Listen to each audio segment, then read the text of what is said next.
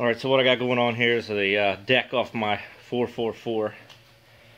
The pinholes that held the deck up were getting oblonged.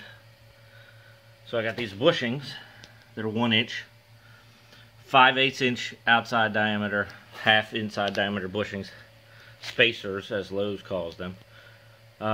Centered them up. Well, first I drilled out the holes, obviously, in the carrier and the frame. I machined them out to 5/8, put the spacer in, put a rod through it to keep them straight, which I would love to put a rod all the way through, but there's a pulley that goes on here, so it would interfere with this.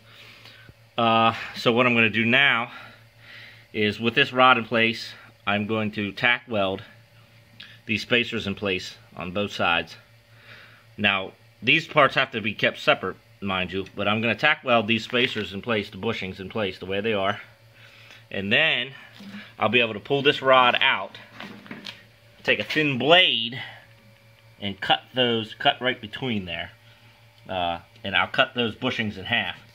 And what that'll do is that'll give me a nice surface for the pin to go through. These two will be separate. They'll be perfectly in line because they were welded while they're perfectly in line. Cut through here, separate these two pieces, and then I'll finish the weld on the insides and file them down.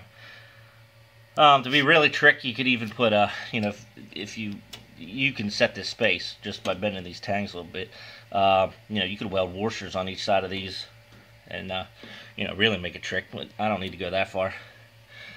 So that's where I'm at right now. I hope this helps somebody that has a deck. This deck's in really good shape.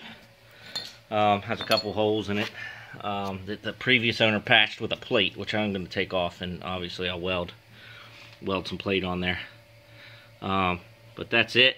These right here are also getting oblonged, so that's the next project. I'm going to have to probably plug weld those, re-drill them, and then maybe these things you could probably make them with a piece of all thread, but I'll try to reuse them. I'll just weld up around them and file them down to the correct diameter. But that's not too bad yet. This is where it was really worn out. But as you can see, it's a perfectly tight fit now. There's absolutely no play in there at all. So yeah, that's where we're at on the Case 444.